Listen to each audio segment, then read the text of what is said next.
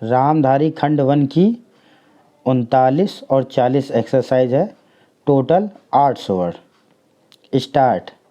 अध्यक्ष महोदय, मैं निवेदन करना चाहता हूं कि सरकार को यह निश्चय करना चाहिए कि इस बिल का सही उपयोग किया जाएगा। पुलिस को डाक द्वारा मत देने का अधिकार दिया जा रहा है, वह सही है। वह अधिकार इससे पहले ही दिया जाना चाहिए था, लेकिन आजकल चुनावों में जो गड़बड़ी होती है उसको दूर करने के लिए सरकार को मूल अधिनियम में संशोधन करना चाहिए। माननीय सदस्य ने अभी कहा कि इस बिल पर ज़्यादा वाद विवाद नहीं होना चाहिए, लेकिन हम विरोधी दल के लोग जानते हैं कि जूता कहाँ काटता है। अगर कांग्रेस पार्टी चुनाव से पहले गद्दी छोड़ दे और सरकार में ना रहे, तब हम देखेंगे कि कांग्रेस को कितने वोट मिलते हैं। चूँकि चुनाव के समय कांग्रेस पार्टी के हाथ में सरकार रहती है, इसलिए उसको इतने वोट नहीं मिल जाते हैं। मैंने मध्य प्रदेश में देखा है कि हमारे कुछ कर्मचारियों को आरोप लगाकर पकड़ लिया गया है। इस संबंध में न्यायाधीश का निर्माण वहाँ की विधानसभा में पढ़कर सुनाया गया है। पुलिस के वोट लेने के लिए ही यह बिल लाया गया है। हमें डर लगता है कि पुलिस पर दबाव डाला जाएगा। सरकार को यह बतला देना चाहिए कि ऐसा नहीं किया जाएगा। यदि प्रारंभ में ही चोर चोर का शोर मचा दिया जाए तो चोर घर में नहीं घुसता है, क्योंकि वह जानता है कि लोग जागे हुए हैं।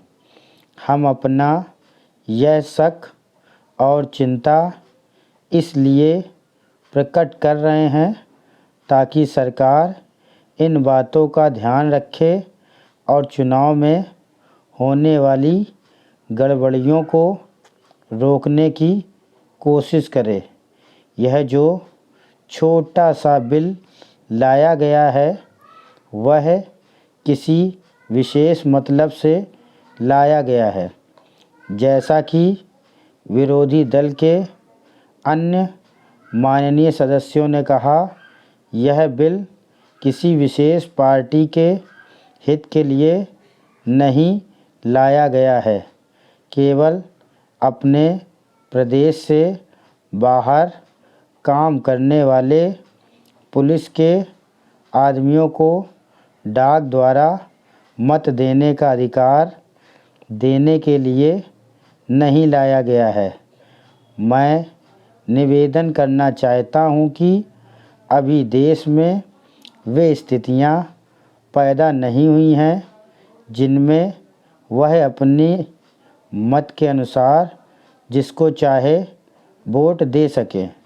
सदस्यों ने कहा है कि मध्य प्रदेश के लोग जो नागालैंड में हैं, बेशक उनको यह अधिकार देना चाहिए, लेकिन इसके साथ साथ यह भी कहा जाता है कि हमारे राज्य में पुलिस के लोग हैं। अध्यक्ष महोदय, मैं कहना चाहता हूं कि हर आदमी को यह अधिकार है कि जिसको वह चाहे डाक द्वारा मत भेज सके। ऐसा तो नहीं है कि सभी मत किसी एक अधिकारी के सामने ही इकट्ठा करके भेजे जाते हैं। जहाँ तक इस बिल का संबंध है वह है प्रारंभ में ही आना चाहिए था और मैं इसका समर्थन करता हूँ। मैंने इस सदन के माननीय सदस्यों से भी निवेदन करता हूँ कि इस बिल को पास कर दिया जाए। खेती में उन्नति न होने का कारण क्या है? उसका एक कारण यह है कि खेती से संबंधित जितने विभाग हैं उनमें आपस में समन्वय नहीं है। खेती के लिए अच्छी खाद की आवश्यकता है, पानी की आवश्यकता है, औजारों की आवश्यकता है और धन की आवश्यकता है। इन सारी चीज़ों के लिए अलग अलग विभाग हैं। मालूम ऐसा पड़ता है कि उनका आपस में कोई संबंध नहीं है। वे आपस में मिलकर कोई योजना नहीं बनाते जिससे खेती की आवश्यकताएं पूरी होती। इसलिए जब तक उनमें आपस में तालमेल नहीं होगा तब तक खेती की उन्नति नहीं हो सकती। दूसरा कारण यह है कि योजना की बिल्कुल कमी है। इसके अलावा कृषि कॉलेजों से निकले हुए जो स्नातक होते हैं, जो खेती की बातों को जानते हैं, उनमें से एक भी आदमी खेती करने के लिए तैयार नहीं है। सभी प्रोफेसर बनने के लिए तैयार हैं, खेती के लिए कोई भी तैयार नहीं है। एक बात मैं माननीय मंत्री जी से विशेष रूप से कहना चाहता हूँ। अधिक उपज न होने का कारण यह है कि जो खेत में काम करते हैं वे उसके मालिक नहीं हैं। खेत किसी और का है और काम कोई और कर रहा है। इसलिए मेरा कहना यह है कि किसानों में जब तक यह भावना पैदा नहीं होगी कि यह मेरी भूमि है, तब तक अधिक उपज नहीं हो सकती।